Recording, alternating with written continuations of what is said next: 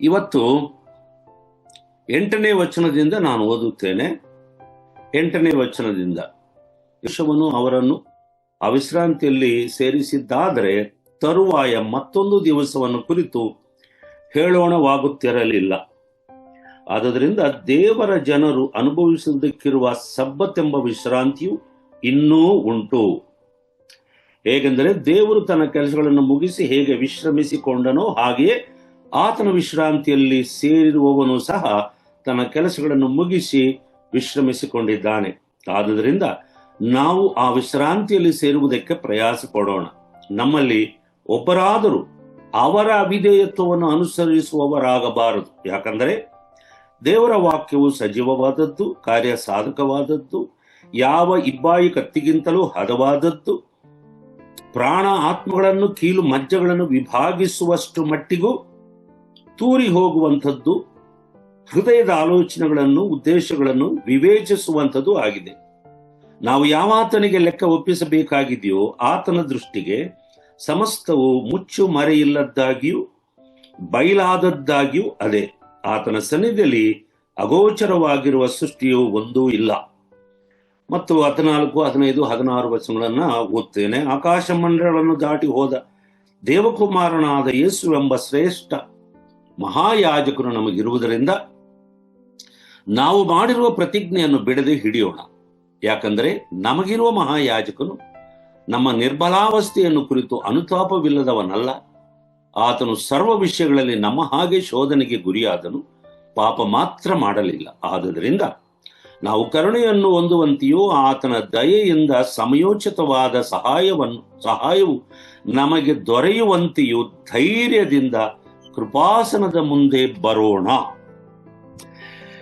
ಇಬ್ರಿಯರಿಗೆ ಬರೆದ ಪತ್ರಿಕೆ 4ನೇ ಅಧ್ಯಾಯ ನಾವು ಓದಿ ಮುಗಿಸಿದ್ದೇವೆ. 1, 2, 3, 4 ಅಧ್ಯಾಯಗಳನ್ನ ಇಷ್ಟರ ತನಕ ಸ್ವಲ್ಪ ಮಟ್ಟಿಗೆ ನಾವು ಧ್ಯಾನ ಮಾಡಿದ್ದೇವೆ.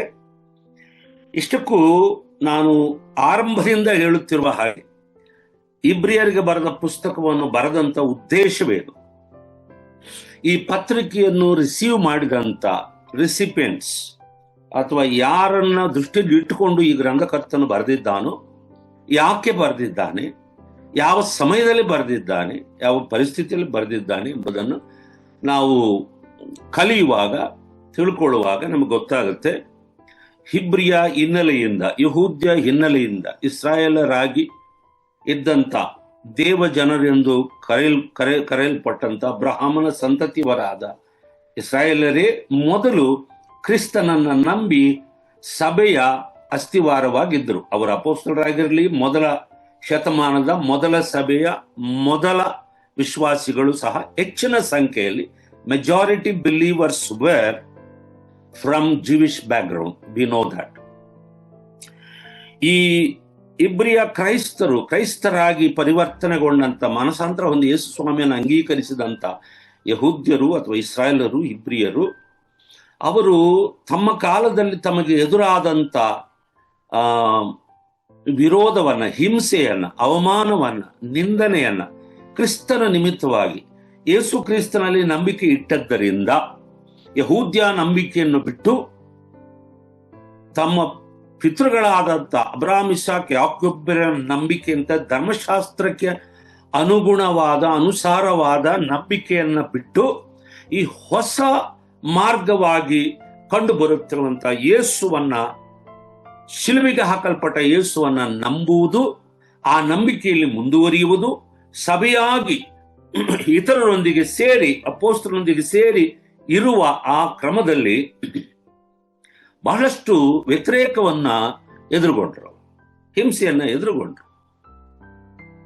ಹೀಗೆ ನಾವು ಮುಂದುವರೆದ್ರೆ ನಾವು ಇಸ್ರಾಯೇಲ್ಯರಾಗಿ, ದೇವ ಜನರಾಗಿ, ಅಬ್ರಹಾಮನ ಸಂತತಿಯವರಾಗಿ ನಮಗಿರುವಂತ ಮೂಲಭೂತವಾದ ಹಕ್ಕುಗಳನ್ನು ಕಳೆದುಕೊಳ್ಳುತ್ತೇವೆ ಎಂಬುದಾಗಿ ಒಂದು ಗೊಂದಲಕ್ಕೆ ಒಳಗಾಗಿ ಅವರಲ್ಲಿ ಬಹಳಷ್ಟು ಮಂದಿ ಪುನಃ ತಮ್ಮ ಹಳೆಯ ನಂಬಿಕೆಗೆ, ಯಹೂದ್ಯ ಮತಾವಲಂಬಿಗಳಾಗಿ ಅಥವಾ ಮೋಶೆಯ ಧರ್ಮಶಾಸ್ತ್ರದಲ್ಲಿ ಹೇಳಲ್ಪಟ್ಟಂತ ಆ ನೀತಿಯನ್ನು ಅನುಸರಿಸಿ ಬದುಕುವ ಆ ಹಿಂದಿನ ಬದುಕಿಗೆ ಹೋಗ್ಬಿಡಬೇಕು ಎಂಬ ತೀರ್ಮಾನ ಮಾಡುತ್ತಿರುವ ಸಂದರ್ಭದಲ್ಲಿ ಗ್ರಂಥಕರ್ತನು ಅಂಥ ಇಬ್ರಿಯ ಕ್ರೈಸ್ತರನ್ನ ದೃಷ್ಟಿಯಲ್ಲಿ ಇಟ್ಟುಕೊಂಡು ಅವರನ್ನು ಎಚ್ಚರಿಸಿ ಬರೆದಿದ್ದಾನೆ. ಅದಕ್ಕೆ ಆ ಬರೆಯುವ ಕ್ರಮದಲ್ಲಿ ಎಂಥ ಒಂದು ಉದಾಹರಣೆ ಕೊಡ್ತಾನೆ ನೋಡ್ರಿ. It is very interesting to know what example he takes in order to encourage, edify, exalt these Hebrew Christians. ಏನಂತಂದ್ರೆ ಅವರಿಗೆ ತುಂಬಾ ಪರಿಚಯ ಇರುವಂತ ಇಸ್ರಾಯೇಲರ ಚರಿತ್ರೆಯನ್ನ ಅವರ ಕಣ್ಣು ಮುಂದೆ ಇಟ್ಟು ಅವರನ್ನ ಉದಾಹರಣೆ ತಕ್ಕೊಂಡು ಕ್ರಿಸ್ತನಿಂದ ಸಿಗುವಂತ ನಿಜವಾದ ಅಸಲಾದ ವಿಶ್ರಾಂತಿಯನ್ನ ನೀವು ಕಳ್ಕೊಳ್ಬೇಡ್ರಿ. ವಿಶ್ರಾಂತಿ ಎಂದು ಹೇಳುವಾಗ ಅದೇನು ಮಲ್ಕೊಂಡು ಮಂಚದ ಮೇಲೆ ನಿದ್ರೆ ಮಾಡೋ ವಿಶ್ರಾಂತಿ ಅಲ್ಲ. It is spiritual rest. That means in other words it is salvation of our soul and spirit. ನಮ್ಮ ಆತ್ಮರಕ್ಷಣೆ, ಪಾಪ ಕ್ಷಮಾಪಣೆ ದೇವರಿಂದ ನಮಗೆ ಕೊಡಲ್ಪಟ್ಟಂತ ಉಚಿತವಾದ ಕೃಪಾ ವರವಾಗಿ ಇರುವಂತ ರಕ್ಷಣೆ. ಅದಕ್ಕೆ ಯೇಸು ಸ್ವಾಮಿ ಹೇಳಿದ್ರಲ್ಲ, ಎಲೆ ಕಷ್ಟಪಡುವವರೇ ಹೊರೆ ಹೊತ್ತವ್ರು ನೀವೆಲ್ಲರೂ ನನ್ನ ಬಳಿಗೆ ಬನ್ರಿ, ನಾನು ನಿಮಗೆ ವಿಶ್ರಾಂತಿ. ಸೊ ಈ ವಿಶ್ರಾಂತಿ ವಿಶ್ರಾಂತಿ ವಿಶ್ರಾಂತಿ ಅಂತ ಪದೇ ಪದೇ ಇಬ್ರಿಯರ್ಗೆ ಬರೆದ ಪತ್ರಿಕೆಯಲ್ಲಿ ನಾವು ನೋಡುವಾಗ ಇದೇನೋ ನಾವು ಮಲ್ಕೊಂಡು ಪಲ್ಲಂಗದ ಮೇಲೆ ಹಾಸಿಗೆಯಲ್ಲಿ ತಗೊಳ್ಳುವಂತ ದೈಹಿಕವಾದ ವಿಶ್ರಾಂತಿ ಅಲ್ಲ, ಅದು ದೇವರು ವಾಗ್ದಾನ ಮಾಡಿದಂತ ವಿಶ್ರಾಂತಿ. ಅಂದ್ರೆ ದೇವರು ಮಾತ್ರವೇ ಕೊಡುವಂತ ವಿಶ್ರಾಂತಿ. ಅದರ ಬಗ್ಗೆ ಹೇಳುತ್ತಾ ಇಸ್ರಾಯೇಲರ ಉದಾಹರಣೆಯನ್ನ ತಕ್ಕೊಳ್ತಾನೆ. ಅದಕ್ಕಾಗಿಯೇ ಇಬ್ರಿಯರಿಗೆ ಬರೆದ ಪತ್ರಿಕೆ ಆಗಿನ ದಿನಗಳಲ್ಲಿ ಯಾರನ್ನ ದೃಷ್ಟಿಯಲ್ಲಿ ಇಟ್ಕೊಂಡು ಬರೆದ್ರೋ ಆ ಇಬ್ರಿಯರನ್ನ ಪ್ರೋತ್ಸಾಹಿಸಿ ನಿರುತ್ಸಾಹಗೊಂಡು ಹಿಂಜರಿದು ಹಿಂದಕ್ಕೆ ಹೋಗಬೇಕೆಂಬ ತೀರ್ಮಾನದಲ್ಲಿದ್ದಂತ ಜನರನ್ನ ಪ್ರೋತ್ಸಾಹಿಸಿ, ಇಲ್ಲ ಇಲ್ಲ ನೀವು ಇದರಿಂದ ಹಿಂದೆ ಹೋದ್ರೆ ಬಹಳಷ್ಟು ನಷ್ಟವಾಗುತ್ತೆ ನಿಮಗೆ, ಆ ತಪ್ಪು ಮಾಡಬೇಡ್ರಿ, ನಾವು ನಂಬಿರುವ ಯೇಸು ಕ್ರಿಸ್ತನು ಎಲ್ಲದರಲ್ಲಿ ಅತ್ಯುತ್ತಮನಾಗಿದ್ದಾನೆ, ಶ್ರೇಷ್ಠನಾಗಿದ್ದಾನೆ. You don't need anyone apart from Jesus. He is perfect to give you the real rest ಎಂಬುದೇ ಆತನ ತಾತ್ಪರ್ಯ. ಇಡೀ ಪುಸ್ತಕದ ಉದ್ದೇಶ ಅದು. ಆದ್ರೆ ನಮಗೆ ಹೊಸ ಒಡಂಬಡಿಕೆ ಕಾಲದಲ್ಲಿ 21ನೇ ಶತಮಾನದಲ್ಲಿರುವಂತ ಕ್ರೈಸ್ತ ಸಭೆಯಾಗಿ ದೇವರ ಮಕ್ಕಳಾಗಿರುವಂತ ನಮಗೆ ಈ ಇಬ್ರಿಯರಿಗೆ ಬರೆದ ಪತ್ರಿಕೆ ಯಾವ ರೀತಿಯಲ್ಲಿ ನಮಗೆ ಸಹಾಯ ಮಾಡುತ್ತೆ? In what way this epistle is helping us in our spiritual life ಅಂತ ನಾವು ನೋಡಿದ್ರೆ ಸಿಂಪಲ್ ಒಂದೇ ಸ್ಟೇಟ್ಮೆಂಟ್ ಮಾಡೋದಾದ್ರೆ it definitely helps us. The book of Hebrew helps us to become better Christians, maybe the best Christians, best believers, better believers. ಅಷ್ಟೇ. ನಾವು ಸಂತೃಪ್ತರಾಗಿರದೆ, ನಮ್ಮ ನಂಬಿಕೆಯಲ್ಲಿ ನಮ್ಮ ಭಕ್ತಿಯಲ್ಲಿ ನಾವು ಸಂತೃಪ್ತರಾಗಿರದೆ, ಆತ್ಮೀಯ ಜ್ಞಾನ ನಮಗೇನಿದೆಯೋ, ವಾಕ್ಯ ಜ್ಞಾನ ಏನಿದೆಯೋ, ನಂಬಿಕೆ ಏನಿದೆಯೋ, ಭಕ್ತಿ ಏನಿದೆಯೋ, ಕ್ರಿಸ್ತನಿಗೆ ಸಮರ್ಪಣೆ ಎಂಥ ಸಮರ್ಪಣೆ ಇದೆಯೋ ಅದರಲ್ಲೇ ಸಂತೃಪ್ತರಾಗದೆ ನಾವು ದೇವರಿಗೆ ಮೆಚ್ಚುಗೆಯಾಗಿರುವಂತ ಮಟ್ಟದಲ್ಲಿ ಉತ್ತಮ ಕ್ರೈಸ್ತರಾಗಿ ನಾವು ಪರಿವರ್ತನೆಗೊಳ್ಳುವುದಕ್ಕೆ ಈ ಪತ್ರಿಕೆ ನಮ್ಮೆಲ್ಲರಿಗೂ, ಇದನ್ನು ಯಾರು ಓದಿದ್ರು ಇದರಲ್ಲಿರುವ ಸತ್ಯಗಳನ್ನ ಅರ್ಥ ಮಾಡಿಕೊಳ್ಳುವ ಪ್ರತಿಯೊಬ್ಬರಿಗೂ ಖಂಡಿತವಾಗಿ ಇದು ಸಹಾಯ ಮಾಡುತ್ತೆ. ಇದನ್ನು ಮಾತ್ರ ನಾನು ಒತ್ತಿ ಹೇಳಬಲ್ಲೆ. I can emphasise this statement that we should never forget why we are going to why we are studying the book of Hebrews, what benefit we will get ಅಂತ ಹೇಳಿದ್ರೆ ಇದನ್ನೇ ನಾನು ಹೇಳಬಲ್ಲೆ. ಅದು ಒಂದು. ಇದಕ್ಕೆ ಅವರಿಗೆ ತಿಳುವಳಿಕೆ ಬರುವಂತೆ ಅವರನ್ನ ಪ್ರೋತ್ಸಾಹಿಸಿ, ಅವರು ತಪ್ಪು ಮಾಡ್ತಾರೆ, ಒಂದು ವೇಳೆ ಪುನಃ ತಿರುಗಿ ಹಳೆಯ ನಂಬಿಕೆಗೆ ಕ್ರಿಸ್ತನನ್ನು ಬಿಟ್ಟು ಹೋಗುವುದಾದ್ರೆ ಎಂಥ ಅಪಾಯಕ್ಕೆ ಗುರಿ ಆಗ್ತಾರೆ, ಎಂಥ ಅಮೂಲ್ಯವಾದ ಶ್ರೇಷ್ಠವಾದ ಅವಕಾಶವನ್ನ ಕಳ್ಕೊಳ್ತಾರೆ ಎಂಬುದನ್ನ ಗ್ರಂಥಕರ್ತನು ಒತ್ತಿ ಒತ್ತಿ ಹೇಳುವ ಆ ಪ್ರಯತ್ನದಲ್ಲಿ ಇಸ್ರಾಯೇಲರ ಚರಿತ್ರೆಯನ್ನ ಕಣ್ಣಿಗೆ ಕಟ್ಟಿದಂತೆ ಅವರಿಗೆ ಚಿರಪರಿಚಿತವಾದಂತ ತಮ್ಮ ಪೂರ್ವಿಕರ ಚರಿತ್ರೆಯನ್ನ, ಇತಿಹಾಸವನ್ನ ಬಣ್ಣಿಸಿ ಯಥಾಸ್ಥಿತಿಯಾಗಿ ಅವರು ಏನನ್ನು ಅನುಭವಿಸಿದ್ರೋ, ಇವರಿಗೆ ಯಾವ ಸಂಗತಿಗಳು ಚಾರಿತ್ರಾತ್ಮಕವಾಗಿ ಗೊತ್ತುಂಟೋ ಅವುಗಳನ್ನು ಉಲ್ಲೇಖಿಸಿ ಎಚ್ಚರಿಸಿ ಬರ್ತಾನೆ. Just see in the light of your forefathers life and their mistakes, you please try to learn the lessons from their faults, from their mistakes ಅಂತ ಹೇಳ್ತಾರೆ. ಅದಕ್ಕಾಗಿ ತುಂಬಾ ಸೊಗಸಾಗಿ ಈ 1, 2, 3, 4 ಅಧ್ಯಾಯಗಳಲ್ಲಿ ಅದನ್ನ ಪ್ರಸ್ತಾವನೆ ಮಾಡ್ತಾನೆ.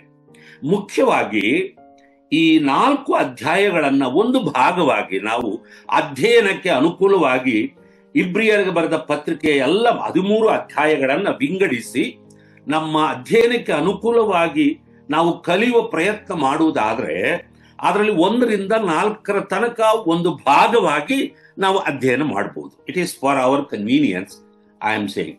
ಈ 1 ರಿಂದ 4 ತನಕ 4 ಅಧ್ಯಾಯಗಳು ಸಹ ಒಂದು ಅಪರೂಪವಾದ ನಮ್ಮನ್ನು ಆಶ್ಚರ್ಯಪಡಿಸುವಂತ ವಿಷಯವನ್ನ ತಿಳಿಸ್ತವೆ.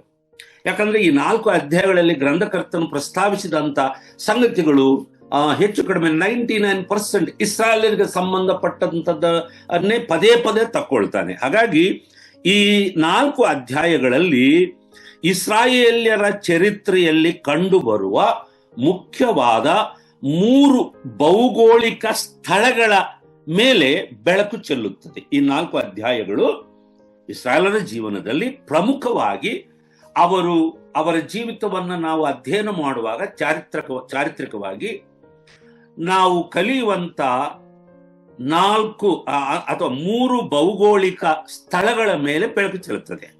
ಆ ಭೌಗೋಳಿಕ ಅಂದ್ರೆ ಜಿಯೋಗ್ರಫಿಕಲ್ ಪ್ಲೇಸ್, ಲ್ಯಾಂಡ್ ಅಂತ ಹೇಳ್ತೇವೆ. ನಂಬರ್ 1, ಆ 3 ಮುಖ್ಯವಾದ ಭೌಗೋಳಿಕ ಸ್ಥಳಗಳು ಯಾವುದು ಅಂತಂದ್ರೆ number 1, the land of Egypt. ಯಾಕಂದ್ರೆ ವಿಮೋಚನ ಕಾಂಡ ನಾವು ಮೊಟ್ಟ ಮೊದಲ ಅಧ್ಯಾಯವನ್ನು ಓದುವಾಗಲೇ we see the picture of Egypt. Okay, ಆ ಐಗುಪ್ತ ದೇಶದಲ್ಲಿ ದಾಸರಾಗಿ ಬಿಟ್ಟಿ ಕೆಲಸವನ್ನು ಮಾಡುತ್ತಿರುವಂತ ಅಬ್ರಹಾಮನ ಸಂತತಿಯ ಜನರನ್ನ ಲಕ್ಷಾಂತರವಾಗಿ ಅಲ್ಲಿ ವಾಸ ಮಾಡುತ್ತಿರುವಂತವರನ್ನ ನೋಡುತ್ತೇವೆ. ಸ್ವಾತಂತ್ರ್ಯವಿಲ್ಲದೆ ಬಹಳ ಕಿರುಕುಳವನ್ನು ಅನುಭವಿಸುತ್ತಾ ತುಂಬಾ ದುರವಸ್ಥೆಯಲ್ಲಿ ಬಿದ್ದಿದ್ದಾರೆ. ಅಷ್ಟೇ ಅಲ್ಲ, 2ನೇ ಅಧ್ಯಾಯಕ್ಕೆ ಬರುವಾಗ ನಾವು ಅವರು ಕಣ್ಣೀರು ಸುರಿಸಿ ಯೆಹೋವನಿಗೆ, ತಮ್ಮ ಪಿತೃಗಳ ದೇವರಾದ ಯೆಹೋವನಿಗೆ, ಅಬ್ರಹಾಂ ಇಸಾಕ್ ಯಾಕೋಬರ ದೇವರಾದ ಆ ಯೆಹೋವನಿಗೆ ಮೊರೆ ಇಡುವುದನ್ನು ನೋಡುತ್ತೇವೆ. ಅಲ್ಲಿ ಪ್ರಾರಂಭ ಆಗುತ್ತೆ ಅವರ ಚರಿತ್ರೆ. ಅಲ್ಲಿಂದ ಅಂದ್ರೆ ಈ 4 ಅಧ್ಯಾಯಗಳಲ್ಲಿ ನಾವು ನೋಡುವಂತ ಭೌಗೋಳಿಕ ಸ್ಥಳದಲ್ಲಿ ಮೊದಲನೆಯದು ಐಗುಪ್ತ ದೇಶ. ಅಲ್ಲಿ ನಾವು ನೋಡ್ತೇವೆ ದ ಲ್ಯಾಂಡ್ ಆಫ್ ಈಜಿಪ್ಟ್, ಐಗುಪ್ತ ದೇಶ ಅಂತೇಳಿ. ನಂಬರ್ 2, 2ನೇ ಭೌಗೋಳಿಕ ಸ್ಥಳ, ಅಲ್ಲಿಂದ ಅವರು ಹೊರಬಂದ ಮೇಲೆ ಪ್ರಯಾಣವನ್ನು ಮುಂದುವರಿಸಿದಂತ ಮರುಭೂಮಿಯ ಪ್ರಯಾಣ, ದ ಲ್ಯಾಂಡ್ ಆಫ್ ವಿಲ್ಡರ್ನೆಸ್ ಅಂತ ಹೇಳ್ತಾರೆ ಇಂಗ್ಲಿಷ್ನಲ್ಲಿ ಅಲ್ವೇ. ಅವರ ಸುದೀರ್ಘವಾದ 40 ವರ್ಷಗಳ ಕಾಲ ಅವರು ಮಾಡಿದ ಪ್ರಯಾಣದಲ್ಲಿ ಅವರು ಸಂಚಾರ ಮಾಡಿ ಅಲ್ಲಲ್ಲೇ ಅಡ್ಡಾಡಿದಂತ ಆ ಮರುಭೂಮಿಯ ಆ ಭೌಗೋಳಿಕ ಪ್ರದೇಶ ಅದು ತುಂಬಾ, ಯಾಕಂದ್ರೆ almost 40 years they spent in that land of wilderness ಅಲ್ವೇ. ಅದರಿಂದ ಅದು ತುಂಬಾ ಮುಖ್ಯವಾದ ಕೀ ರೋಲ್ ಪ್ಲೇ ಮಾಡುತ್ತೆ. ಮೂರನೇದಾಗಿ ಆಫ್ಟರ್ ಮೋಸಸ್ ಏನ್ ಹೇಳೋದು, ಆತನ ನಿರ್ಗಮನದ ತರುವಾಯ, ಮೋಶೆ ನಿರ್ಗಮನದ ತರುವಾಯ ಯೆಹೋಶುವನ ನಾಯಕತ್ವದಲ್ಲಿ ಅವರು ಯೋರ್ದಾನನ್ನ ದಾಟಿ ವಾಗ್ದಾನ ಮಾಡಲ್ಪಟ್ಟಂತ ದೇಶವಾದ ಕಾನಾನನ್ನ ಸೇರಿದ ಮೇಲೂ ಯುದ್ಧ ನಡೀತು. ಅದು ಬೇರೆ ಅಂಶ, ಅದು ವಿಷಯ ಬೇರೆ ಆಗುತ್ತೆ. ಹೇಗೂ ಅವರು ಯೆಹೋಶುವನ ನಾಯಕತ್ವದಲ್ಲಿ ಅವರು ವಾಗ್ದಾನ ದೇಶವನ್ನ ಸೇರಿದರು. ಈಗ ನಾನು ಮೊದಲೇ ಹೇಳಿದ ಹಾಗೆ ಮುಖ್ಯವಾಗಿ ಇಸ್ರಾಯೇಲರ ಚರಿತ್ರೆಯಲ್ಲಿ ಕಂಡುಬರುವ ಈ 3 ಭೌಗೋಳಿಕ ಸ್ಥಳಗಳ ಪ್ರಾಮುಖ್ಯತೆಯನ್ನ, ಅಲ್ಲಿ ನಡೆದಂತ ಕೆಲವು ಸಂಭವಗಳನ್ನ ಆತನು ಕಣ್ಣಿಗೆ ಕಟ್ಟಿದಂತೆ ಮುಖ್ಯವಾಗಿ ಈ 3-4 ಅಧ್ಯಾಯಗಳಲ್ಲಿ ಬರೀತಾನೆ ಗ್ರಂಥಕರ್ತನು. ಅದನ್ನ ನಿಮ್ಮ ದೃಷ್ಟಿಗೆ ನಾನು ತರ್ತಾ ಇದ್ದೇನೆ. ಯಾಕಂದ್ರೆ ಇದು ಅಧ್ಯಯನ, ಸುಮ್ಮನೆ ಪ್ರಸಂಗ ಮಾಡಿ ಪಾಯಿಂಟ್ ಹೇಳಿ ಹುರಿದುಂಬಿಸೋದಲ್ಲ. ಸ್ವಲ್ಪ ಮಟ್ಟಿಗೆ ದೇವರ ವಾಕ್ಯದ ಜ್ಞಾನವನ್ನು ಸಹ ನಾವು ಹೊಂದಬೇಕು ಎಂಬ ಉದ್ದೇಶದಿಂದ ಈ ಬಿಲ್ಡರ್ಸ್ ತಂಡದವರು ಇಂಥ ಒಂದು ಅಧ್ಯಯನದ ಕಾರ್ಯಕ್ರಮವನ್ನು ಇಟ್ಟಿದ್ದಾರೆ. ಇದರಲ್ಲಿ ಸೇರಿ ಬರುವ ಜನರು ಬಹಳ ಕಡಿಮೆ ಇರುವುದೇ ಅದಕ್ಕೆ ಸೂಚನೆ. This is not fascinating time of studying word of god.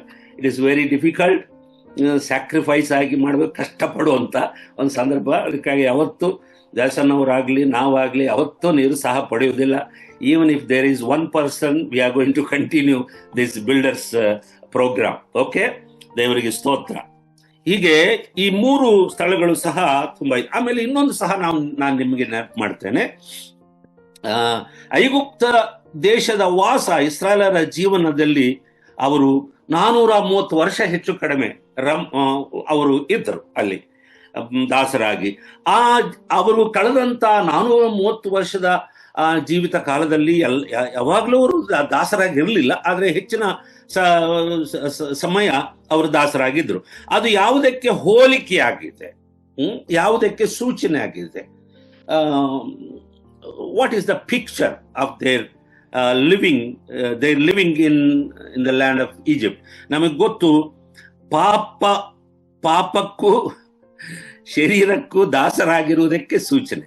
ಒಬ್ಬ ವ್ಯಕ್ತಿ, ಒಬ್ಬ ಮನುಷ್ಯ ಪಾಪಕ್ಕೆ ದಾಸನಾಗಿರ್ತಾನೆ. ತನ್ನ ಶರೀರ ಲೋಕವನ್ನ ಆಧಾರ ಮಾಡಿಕೊಂಡು ಲೋಕದ ಕಡೆಗೆ ಎಳೆದು ಲೋಕದಲ್ಲಿರುವಂತಹ ಪಾಪವನ್ನ ಮಾಡುವಂತೆ ಪ್ರೇರಣೆ ಕೊಡ್ತದೆ. ಹಾಗಾಗಿ ಅದಕ್ಕೆ ಸೂಚನೆ ಅವರ ದಾಸ್ಯದ ಜೀವನ ಅಂತ, ಅಥವಾ ಐಗುಪ್ತ ದೇಶದ ವಾಸ.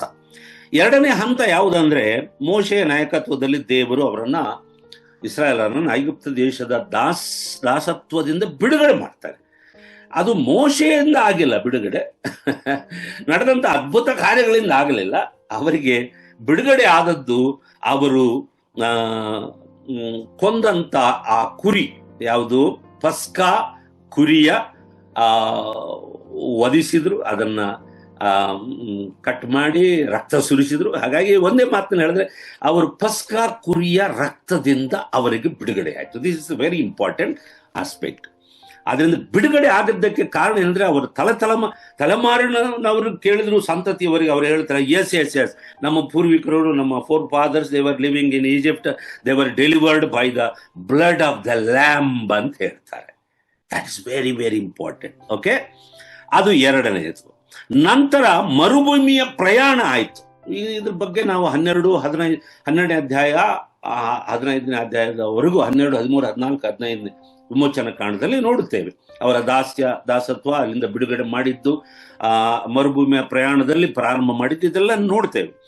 ಈ ಮರುಭೂಮಿಯ ಪ್ರಯಾಣ ಮೂರನೇ ಹಂತ. ಅವರು ಮೂರನೇ ಹಂತ ಏನಂದ್ರೆ, ಮರುಭೂಮಿಯ ಪ್ರಯಾಣವನ್ನ ಅವರು ಪ್ರಾರಂಭ ಮಾಡಿದ್ರು.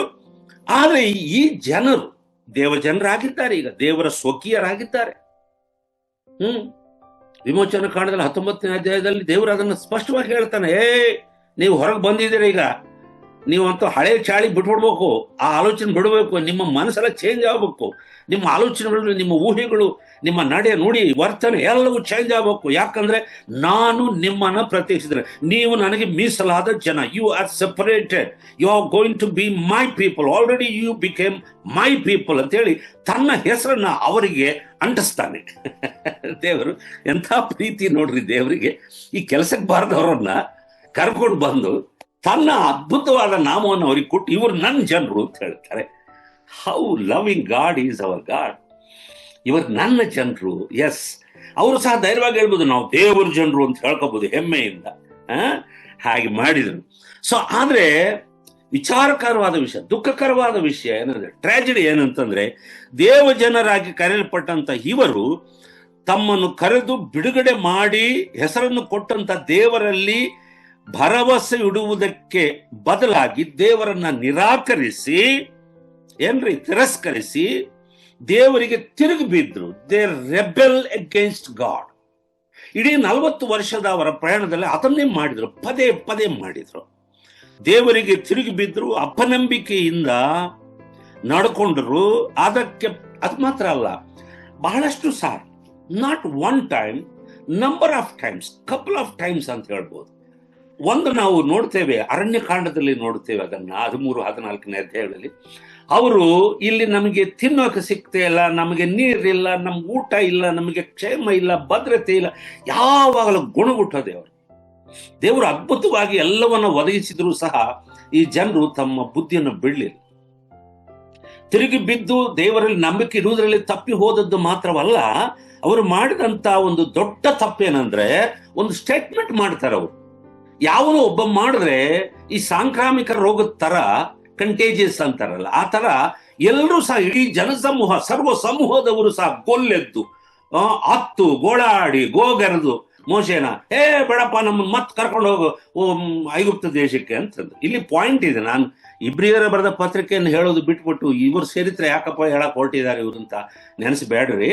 ಏನಂತಂದ್ರೆ, ಇದನ್ನೆಲ್ಲ ಹೇಳೋ ಉದ್ದೇಶ ಏನಂದ್ರೆ, ಆ ಜನರು ಮಾಡಿದ ಅತಿ ದೊಡ್ಡ ತಪ್ಪು ಏನಂತಂದ್ರೆ, ನಾವು ಒಬ್ಬ ನಾಯಕರನ್ನ ಸಿದ್ಧ ಮಾಡಿಕೊಂಡು ನಾವು ಪುನಃ ಐಗುಪ್ತ ದೇಶಕ್ಕೆ ಹೋಗ್ಬಿಡೋಣ, ಈ ಬದುಕು ಯಾಕೋ ನಮಗೆ ಕಷ್ಟಕರವಾಗಿ ತೋರಿಸೋದ ಕಾಣುತ್ತೆ ಅಂತ ಹೇಳಿದ್ರು. ನೋಡ್ರಿ, ಇಲ್ಲಿ ಕರೆಕ್ಟ್ ಆಗಿ ಯೇಸು ಸ್ವಾಮಿನ ನಂಬಿದಂತ ಹೊಸ ಒಡಂಬಡಿಕೆ ಇಬ್ರಿಯ ಕ್ರೈಸ್ತರ ಮನಸ್ಸಿನಲ್ಲಿ ಬಂದಂತ ಆಲೋಚನೆ, ಈ ಹಳೆ ಒಡಂಬಡಿಕೆಯಲ್ಲಿ ದೇವರು ಐಗುಪ್ತದಿಂದ ಬಿಡಿಸಿದಂತ ಇಸ್ರಾಯೇಲರ ಮರುಭೂಮಿಯ ಪ್ರಯಾಣದಲ್ಲಿ ಅವರ ಮನಸ್ಸಿನಲ್ಲಿ ಬಂದಂತ ಆಲೋಚನೆಗೆ ಬಹಳ ಹೋಲಿಕೆ, ಹತ್ತಿರದ ಹೋಲಿಕೆ ಇದೆ. ಅದನ್ನು ಹೇಳೋಕೆ ನಾನು ಇಷ್ಟೆಲ್ಲ ಹೇಳಿದೆ.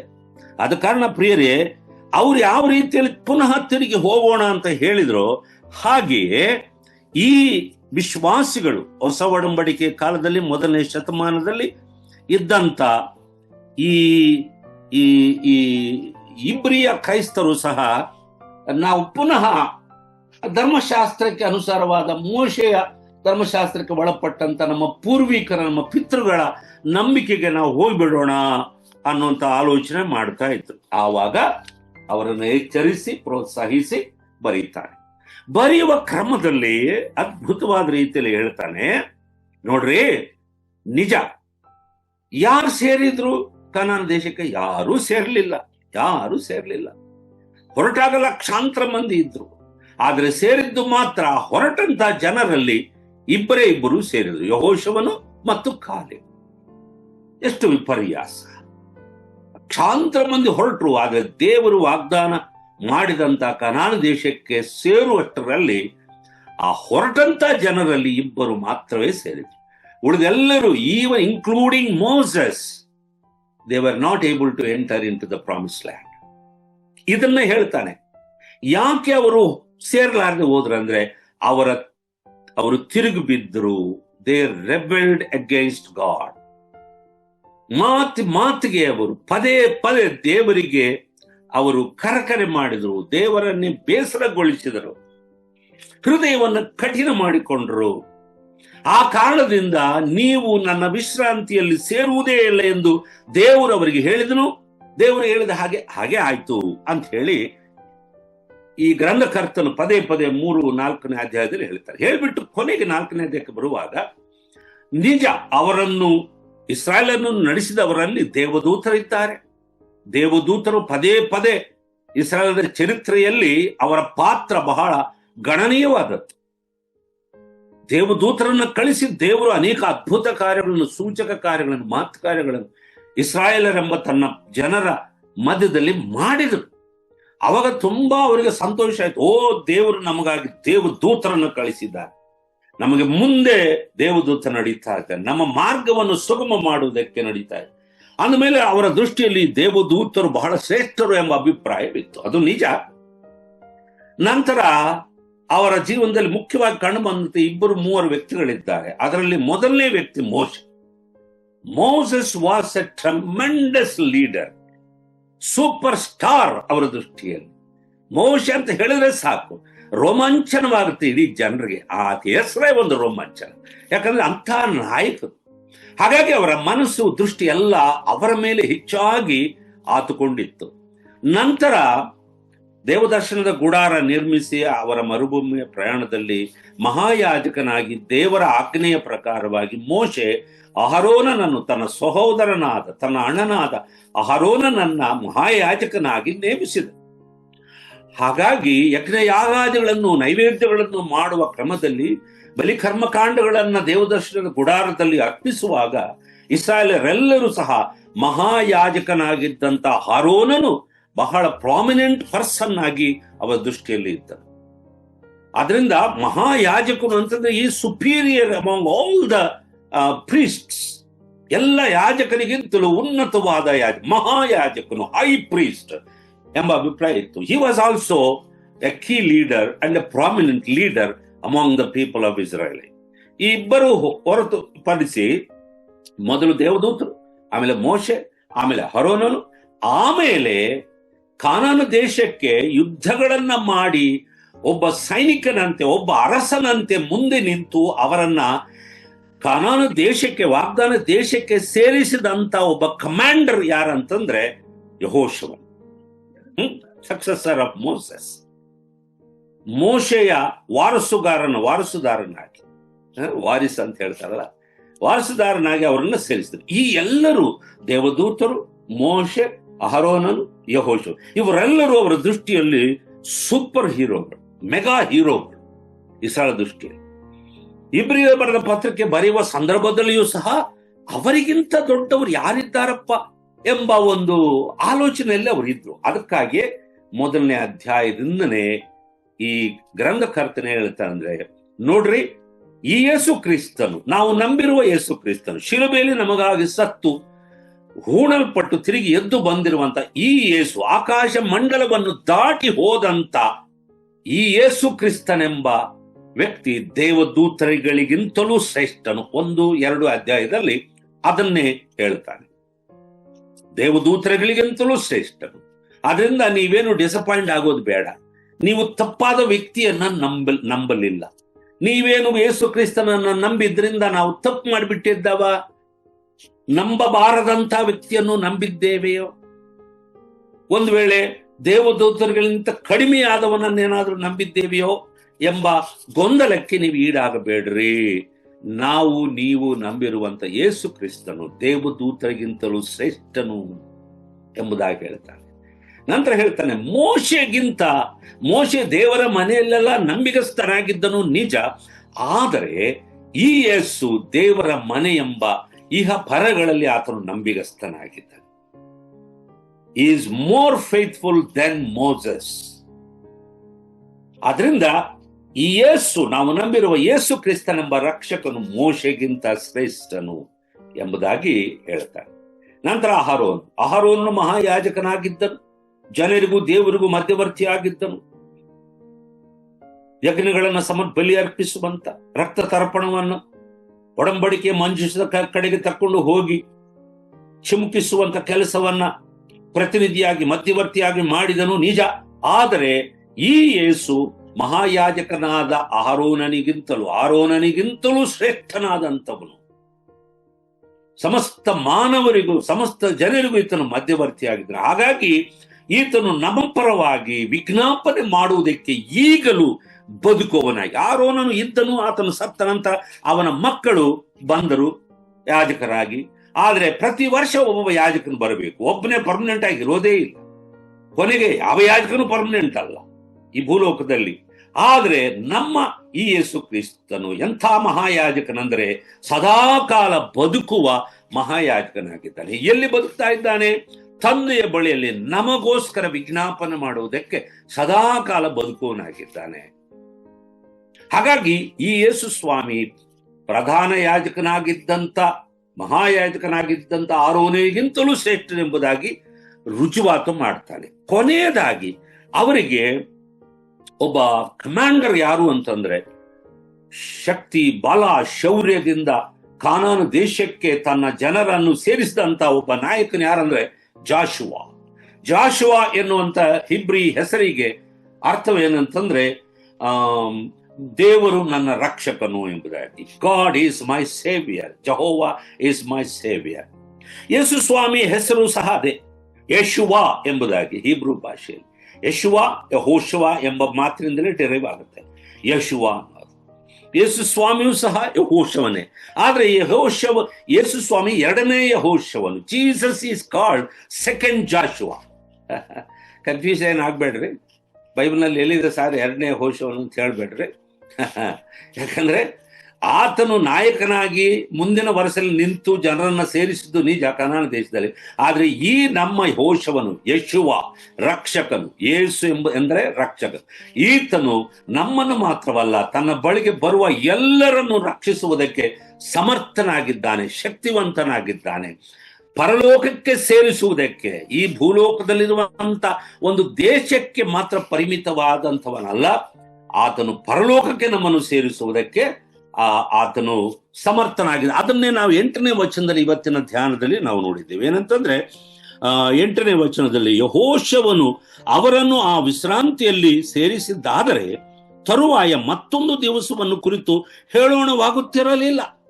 ಒಂದ್ ವೇಳೆ ಯೆಹೋಶವನು ಇಸ್ರಾಯೇಲನ್ನು ಸೇರಿಸಿದ್ದು complete, perfect and ultimate rest ಆಗಿದ್ರೆ, ಅದು ಕೊಟ್ಟ ಕೊನೆಯ ವಿಶ್ರಾಂತಿ ಆಗಿದ್ರೆ ಮತ್ತೆ ಮತ್ತೆ ಪುನಃ ವಿಶ್ರಾಂತಿ ಬೇಕಾಗಿರ್ಲಿಲ್ಲ. ಆದ್ರೆ ಆ ವಿಶ್ರಾಂತಿ ತಾತ್ಕಾಲಿಕವಾದದ್ದು.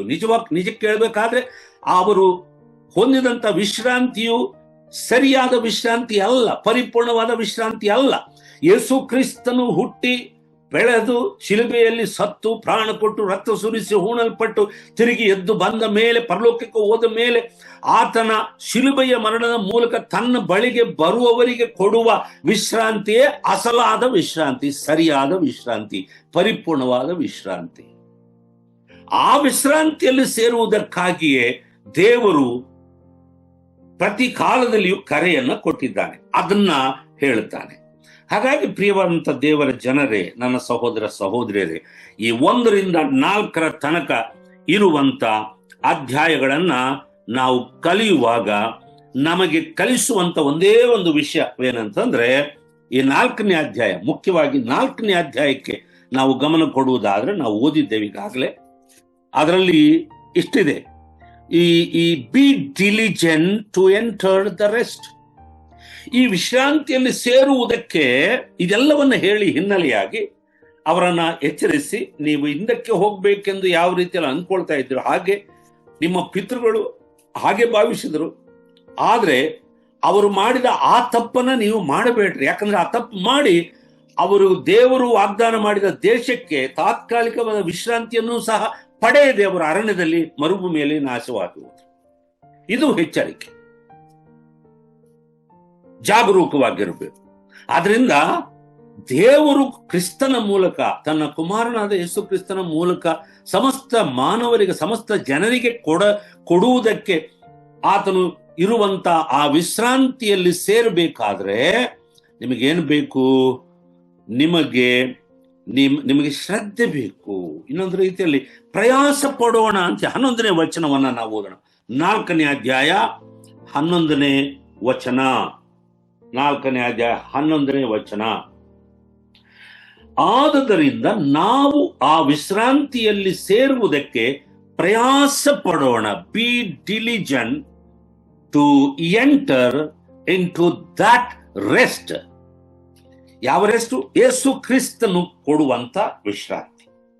ಅಂದ್ರೆ ನಮ್ಮ ನಂಬಿಕೆ, ಕ್ರಿಸ್ತ ನಂಬಿಕೆಯನ್ನ ಶ್ರದ್ಧೆಯಿಂದ ಕಾಪಾಡಿಕೋಬೇಕು. ಕ್ರಿಸ್ತನು ಬರುವ ತನಕ ಕಾಪಾಡಿಕೋಬೇಕು. ಇವತ್ತು ಇಸ್ರಾಯೇಲರು ಹೇಗೆ ಒಂದು ಕಾಲು ಐಗುಪ್ತ ದೇಶದಲ್ಲಿ, ಒಂದು ಕಾಲು ಕಾನಾನ ದೇಶದ ಅಥವಾ ಮರುಭೂಮಿಯಲ್ಲಿ ಇಟ್ಟಿದ್ರು. ಅವರು ಚಂಚಲ ಮನಸ್ಸಿನವರಾಗಿದ್ರು.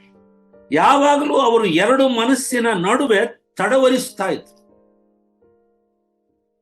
They were confused.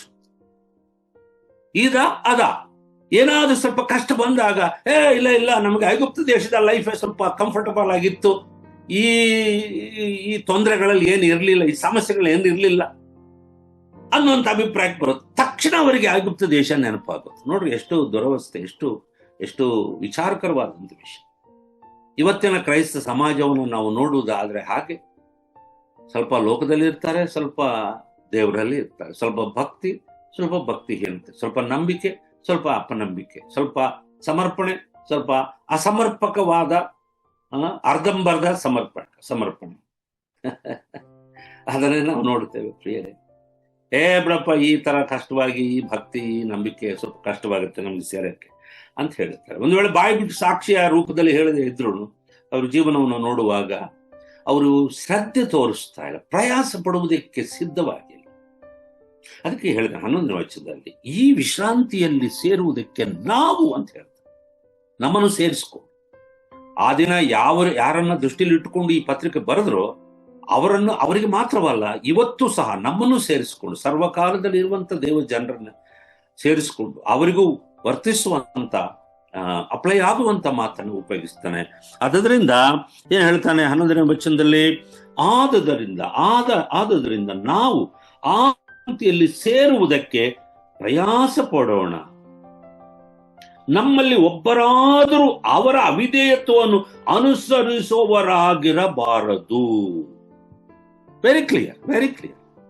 ಇಷ್ಟೆಲ್ಲ ಹೇಳಿಬಿಟ್ಟು 1ರಿಂದ 4 ಅಧ್ಯಾಯಗಳು ನಾನು ಮೊದಲೇ ಹೇಳಿದ ಹಾಗೆ ಇಸ್ರಾಯೇಲರ ಚರಿತ್ರೆನೇ ಹೇಳುತ್ತೆ.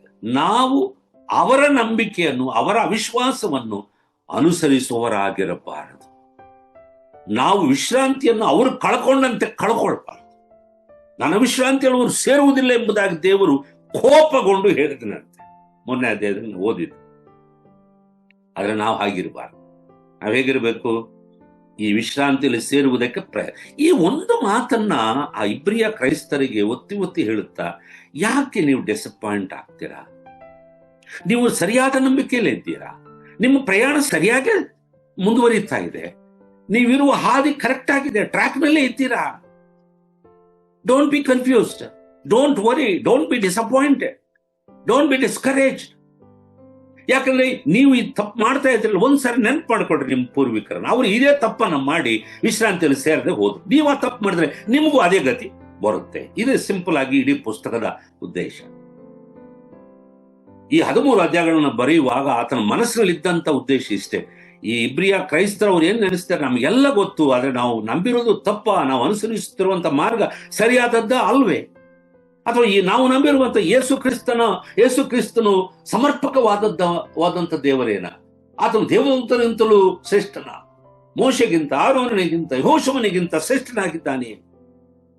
R we following the right person, perfect person ಅನ್ನುವಂತ ಒಂದು ಗೋಜಲು ಬಂದಾಗ ಅದನ್ನ ಕ್ಲಿಯರ್ ಆಗಿ ಸ್ಪಷ್ಟತೆ ಕೊಡುವುದಕ್ಕೆ, ಕ್ಲಾರಿಟಿ ಕೊಡುವುದಕ್ಕೆ ಈ ಗ್ರಂಥಕರ್ತನು ಇಷ್ಟೆಲ್ಲ ಬರೀತಾನೆ. ಆದ್ರಿಂದ ದೇವರ ಮಾತಿನಲ್ಲಿರುವಂತಹ ಶಕ್ತಿಯನ್ನು ಸಹ 12ನೇ ವಚನದಲ್ಲಿ ಪ್ರಸ್ತಾವಿಸ್ತಾರೆ. ನಿಮ್ಮ ಮನಸ್ಸಿನಲ್ಲಿ, ನಿಮ್ಮ ಆಲೋಚನೆಗಳಲ್ಲಿ, ನಿಮ್ಮ ಊಹೆಗಳಲ್ಲಿ ಇರುವಂತ ಆ ಉದ್ದೇಶಗಳನ್ನು ಸಹ ಬಯಲಿಗೆ ತರುವಂತ ಶಕ್ತಿ ದೇವರ ವಾಕ್ಯಕ್ಕೆ ಇದೆ ಎಂಬುದಾಗಿ ಹೇಳ್ತಾನೆ. ಅದನ್ನ 12ನೇ ವಚನ ನಮಗೆ ಚಿರಪರಿಚಿದಂತ ವಚನ. ಅದರಿಂದ ಇಡೀ ಫೋಕಸ್ ಏನಂತಂದ್ರೆ ಕ್ರಿಸ್ತನ ಮೇಲೆ ಫೋಕಸ್. ಒಂದು ವೇಳೆ ನಿಮಗೆ ದೇವರ ದೂತರ ಮೇಲೆ ಫೋಕಸ್ ಇದೆಯಾ, ಕಮಾನ್ ತೆಗಿ, ಅಲ್ಲಿಂದ ತೆಗಿ ಆ ಫೋಕಸ್, ಆ ದೃಷ್ಟಿಯನ್ನು ತೆಗಿ, ಯೇಸುವಿನ ಮೇಲೆ ದೃಷ್ಟಿ. ಒಂದು ವೇಳೆ ನಿಮ್ಮ ನಾಯಕನಾಗಿದ್ದಂತ ಮೋಶೆ ಮೇಲೆ ಇದೆಯಾ, ಅಂತ ಸೂಪರ್ ಸ್ಟಾರ್ ಯಾರು ಇಲ್ಲ ಅಂತಿದ್ಯಾ, ಕಮಾನ್ ಅಲ್ಲಿಂದ ದೃಷ್ಟಿಯನ್ನು ತೆಗೆ, ಯೇಸುವಿನ ಮೇಲಿಡು, ಆತನ ಪರ್ಫೆಕ್ಟ್ ನಾಯಕನು. ಆರೋನ ಮೇಲಿದ್ಯಾ, ಆತನು good mediator, good priest, high priest ಅಂತ ಹೇಳಿ ಅನ್ಕೊಳ್ತಾ ಇದೆಯಾ? ದೇವರ ಬಳಿಗೆ ನಮ್ಮನ್ನು ಸೇರಿಸುವಂತ ಒಬ್ಬ ನಾಯಕನಾಗಿದ್ದಾನೆ, ಸ್ಪಿರಿಚುವಲ್ ಲೀಡರ್ ಆಗಿದ್ದಾನೆ, ಪ್ರೀಸ್ಟ್ ಆಗಿದ್ದಾನೆ. He will help us to reach God ಎಂಬ ಅಭಿಪ್ರಾಯವಿದೆಯಾ? ಇಲ್ಲ. This Jesus is the only way. He is the only perfect high priest who can take you to God the Father. ಅದನ್ನು ಹೇಳ್ತಾನೆ. ಮತ್ತೆ ನಿನಗೆ ಒಂದು ವೇಳೆ ಕಮಾಂಡರ್ಗಳ ತರ ನಿನ್ನನ್ನು ಸೈನಿಕನಂತೆ ನಡೆಸುವಂತ, ರಾಜರಂತೆ ನಡೆಸುವಂತ ಯೆಹೋಶುವನು ನಿಮ್ಮ ದೃಷ್ಟಿಯಲ್ಲಿ ಇರಬಹುದು. ಆದರೆ ಯೆಹೋಶುವನಿಗಿಂತಲೂ ಯಶುವ ಎಂದು ಕರೆಯಲ್ಪಟ್ಟಂತ ಈತನು, 2ನೇ ಯೆಹೋಶುವನು ಪರ್ಫೆಕ್ಟ್ ಆಗಿ ನಿಮ್ಮನ್ನ ಅಲ್ಲಿಗೆ ಸೇರಿಸ್ತಾನೆ. ಎಲ್ಲಿ? ಆ ಕಾನಾನ್ ದೇಶಕ್ಕೆ ಸೇರಿಸುವುದರಲ್ಲಿ ಯಾವುದೇ ತಪ್ಪನ್ನ ನಡೆಯುವುದಿಲ್ಲ, ಯಾವ ತಪ್ಪು ಆಗುವುದಿಲ್ಲ ಅಂತ ಹೇಳ್ತಾನೆ. ಏನ್ರಿ? ಒಂದು ವೇಳೆ ಯೆಹೋಶುವನವರನ್ನ ನಿಜವಾದ ವಿಶ್ರಾಂತಿಗೆ ಸೇರಿಸಿದ್ರೆ ಸ್ಥಿತಿ ಹೀಗಿರ್ತಿರ್ಲಿಲ್ಲ. ಯೇಸು ಸ್ವಾಮಿ ಬರುವಂತ ಅವಶ್ಯಕತೆ ಇರಲಿಲ್ಲ. 2ನೇ ಯೆಹೋಶುವನಾಗಿ ಯೇಸು ಸ್ವಾಮಿ ಬಂದು ಯಾವ ವಿಶ್ರಾಂತಿಯನ್ನು ಅವರು ಸಮಸ್ತ ಮನುಷ್ಯರು, ಪ್ರಪಂಚದಲ್ಲಿರುವಂತ ಎಲ್ಲ ಮನುಷ್ಯರು ಯಾವ ರೀತಿಯಲ್ಲಿ ಕಳ್ಕೊಂಡಿದ್ರೋ ಅವರೆಲ್ಲರಿಗೂ ಆ ವಿಶ್ರಾಂತಿಯನ್ನು ಕೊಡುವುದಕ್ಕಾಗಿ ಬರುವಂತ ಅವಶ್ಯಕತೆ ಇರಲಿಲ್ಲ. ಅದರಿಂದ ಶ್ರೇಷ್ಠ ಮಹಾಯಾಜಕನ ಸುಲಕ್ಷಣಗಳು ಯೇಸುವಿನಲ್ಲಿ ಇದೆ. ಶ್ರೇಷ್ಠ ನಾಯಕನಾದಂತ ಮೋಶೆಗಿಂತಲೂ ಶ್ರೇಷ್ಠ ಗುಣಗಳು ಯೇಸುವಿನಲ್ಲಿದೆ. ಶ್ರೇಷ್ಠವಾದ ಆರೋನನಿಗಿಂತಲೂ ಶ್ರೇಷ್ಠವಾದ ಲಕ್ಷಣ, ಯೆಹೋಶುವನಿಗಿಂತಲೂ ಶ್ರೇಷ್ಠವಾದ, ಈ ಎಲ್ಲ ಹೇಳ್ಕೊಂಡು ಬರ್ತಾರೆ ಕೊನೆಗೆ. ಹಾಗೆ ಅದರಿಂದ ಇಲ್ಲಿ ಏನು ಹೇಳ್ತಾರೆ ಅಂದ್ರೆ, ನಾವು ಆ ವಿಶ್ರಾಂತಿಯಲ್ಲಿ ಸೇರ್ಬೇಕಾದ್ರೆ ನಾವು ಪ್ರಯಾಸ ಪಡಬೇಕು. ಸುಲಭವಾಗಿ ಬರೋದಿಲ್ಲ. ನಿಷ್ಕ್ರಿಯವಾಗಿದ್ರೆ ಅದು ಬರೋದಿಲ್ಲ. Your faith is not passive. Your faith must not be passive. ಒಂದು ನಿಷ್ಕ್ರಿಯವಾದ ನಂಬಿಕೆಯಾಗಿರಬಾರ್ದು. ಯಾವಾಗಲೂ ಅದು ಚುರುಕಾಗಿರುವ ನಂಬಿಕೆಯಾಗಿರಬೇಕು, ಕೆಲಸ ಮಾಡುವ ನಂಬಿಕೆ ಆಗಿರ್ಬೇಕು. It should not be passive but rather it must be active. ಕ್ರಿಯಾಶೀಲಕವಾಗಿರುವಂತ ನಂಬಿಕೆಯಾಗಿರಬೇಕು. ಇಲ್ಲದಿದ್ದರೆ ನೀವು ಸಹ ವಿಶ್ರಾಂತಿಯಲ್ಲಿ ಸೇರುವುದು ಕಷ್ಟವಾಗುತ್ತೆ. ಅದಕ್ಕಾಗಿ ಹೇಳ್ತಾನೆ 2ನೇ ಅಧ್ಯಾಯದಲ್ಲಿ, ಇಂಥ ವಿಶೇಷವಾದ ರಕ್ಷಣೆಯನ್ನ ನಾವು ಅಲಕ್ಷ್ಯ ಮಾಡಿದರೆ ತಪ್ಪಿಸಿಕೊಳ್ಳುವುದು ಹೇಗೆ? ಪೂರ್ವ ಕಾಲದಲ್ಲಿ ಅವರು ಹಾಗೆ ಅಲಕ್ಷ್ಯ ಮಾಡಿದ್ರು, ತಪ್ಪಿಸಿಕೊಳ್ಳದೆ ಅವರು ಮಧ್ಯದಲ್ಲಿ ವಿಶ್ರಾಂತಿಯನ್ನು ಪಡೆಯದೆ ಅವರು ನಾಶವಾದರು ಅಂತ ಹೇಳ್ತಾನೆ. ಆದ ಕಾರಣ ಪ್ರಿಯರೇ, ಇವತ್ತು ನಾವು ನೋಡಿದಂತ 4ನೇ ಅಧ್ಯಾಯದಲ್ಲಿಯೂ ಸಹ ಅನೇಕ ವಿಷಯಗಳು ನಮಗೆ ಕಂಡು ಬರ್ತವೆ. 1ರಿಂದ 4ನೇ ಅಧ್ಯಾಯಗಳನ್ನು ಕಲಿಯುವಾಗ ನಮಗೆ 2 ವಿಷಯಗಳು ನಮಗೆ ಗೊತ್ತಾಗ್ತದೆ. ಒಂದು, ಯೇಸು ದೇವದೂತರಿಗಿಂತ ಶ್ರೇಷ್ಠನಾಗಿರುವುದು 1ನೇ ಅಧ್ಯಾಯ ಇದೆ. ಯೇಸು ಮೋಶೆಗಿಂತ ಶ್ರೇಷ್ಠನು, ಆರೋನಿಗಿಂತ ಶ್ರೇಷ್ಠನು, ಯೆಹೋಶುವನಿಗಿಂತ ಶ್ರೇಷ್ಠನು. ಆಮೇಲೆ 2ನೇದಾಗಿ ಮೋಶೆ, ಆರೋನ, ಯೆಹೋಶುವ ಎಂಬ ನಾಯಕರು ಇಸ್ರಾಯೇಲಿಗೆ ಸಂಪೂರ್ಣವಾದ ಸ್ವಾಸ್ಥ್ಯವನ್ನ, ಕನಾನ್ ದೇಶದ ಸ್ವಾಸ್ಥ್ಯವನ್ನ ಕೊಡಲು ವಿಫಲರಾದರು. ಆದ್ರೆ ನಮಗೆ ಸ್ವಾಸ್ಥ್ಯವನ್ನ ಕೊಡಬಲ್ಲ, ಯಾವುದೇ ತೊಂದರೆ ಇಲ್ಲದೆ, ಅಡಚಣೆ ಇಲ್ಲದೆ ನಮಗೆ ವಾಗ್ದಾನ ಮಾಡಿದಂತ ವಿಶ್ರಾಂತಿಯನ್ನು, ಸ್ವಾಸ್ಥ್ಯವನ್ನು ಕೊಡುವುದಕ್ಕೆ ಶಕ್ತನಾಗಿರುವವನು ಯೇಸು ಕ್ರಿಸ್ತನು ಎಂಬುದಾಗಿ ಹೇಳ್ತಾರೆ. ಅದರಿಂದ ಯೆಹೋಶುವನು ದೇವರ ವಾಗ್ದಾನ ಮಾಡಿದ ವಿಶ್ರಾಂತಿಯನ್ನು ಕೊಡಲು ಸಾಧ್ಯವಾಗಲಿಲ್ಲ. ಅದನ್ನು ನಾವು 8ನೇ ವಚನದಿಂದ 11ನೇ ವಚನ ತನಕ ಇದೇ 4ನೇ ಅಧ್ಯಾಯದಲ್ಲಿ ನಾವು ನೋಡುತ್ತೇವೆ. ಅದರಿಂದ he was also not perfect leader. ಅದಕ್ಕಾಗಿ ಒಂದು ವಿಷಯ ನಾವು ನೆನ್ಪಿಟ್ಕೋಬೇಕು. ಮೋಶೆ ಸಹ ಧರ್ಮಶಾಸ್ತ್ರಕ್ಕೆ ಪ್ರತಿನಿಧಿ ಆಗಿದ್ದಾನೆ, ನಿಜ. ಆದರೆ ಧರ್ಮಶಾಸ್ತ್ರವು ಅದು ಪರಿಪೂರ್ಣವಾದದ್ದಲ್ಲ.